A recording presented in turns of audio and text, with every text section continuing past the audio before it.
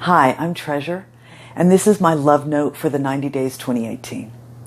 I want to share a dance story with you, and it's about knowledge and wisdom and power and authority. And the story has two roots. The first root is that when I was in high school, my favorite teacher, Mr. Funk, had us memorize this quote from Confucius that he loved. When you know, to know that you know. And when you do not know, to know that you do not know, that is true knowledge. And I found that to be really, really accurate because I've noticed that when I know that I know, I speak with authority and it fills me with power. And if people around me think I don't know what I'm talking about, it doesn't rattle me in the least because I know that I know and they can't take away my power. The other root is the book of Proverbs. This is my favorite book in the Bible, and I've read it many times.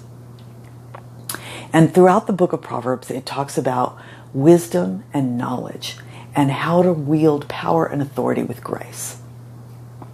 So I was reading it one day and I thought, maybe I'm not understanding this. I think I know what wisdom is, but maybe I don't. Maybe I better look it up. So I looked up wisdom in the dictionary, and what it said was that wisdom is when knowledge and experience are combined. And I thought, wow, that's really kind of cool. So not only do I have true knowledge, but very often I also have wisdom because I have the experience. And that is also really powerful. So now fast forward, and Nadira Jamal announced that she was going to be teaching a course on how to create your own DVD. And I was just fascinated with the idea of taking this course because for over 10 years, it had been a dream of mine to own intellectual property. And I had long ago decided that video was the most likely vehicle to get me that dream. And here was Nadira, and she was doing what I wanted to do. She was creating her own videos, creating her own intellectual property. And so I wanted to take it so badly, but yet I felt really, really protective of my knowledge. So I was speaking to my mother-in-law about it. And I also wrote to my most trusted dance advisor. This gentleman was my director for many years, and I have a huge amount of respect for him. And I never used the word knowledge. I said, I feel really protective about what I know. Because I feel like there's a lot of people around me that want to know what I know, but they don't want to pay me to learn it. And when I have taught them something, they turn around and they use it and they don't credit me. They don't let people know that I am the source of that information. And so, why should I give my information away? It was very expensive for me to learn all that stuff, and not just with money.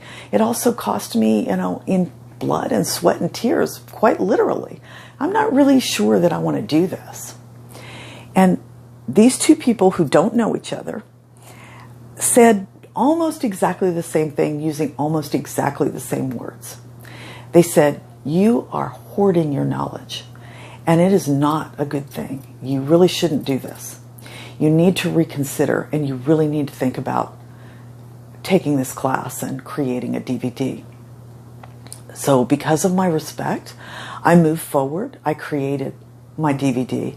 And because of that DVD, a lot of really good things have come to me. So I want to encourage you, just as my advisors encouraged me, to share your knowledge, share your wisdom. And if you find that you're casting your pearls before swine, you're under no obligation to ever share with that person again. But the next time you get a chance, share again.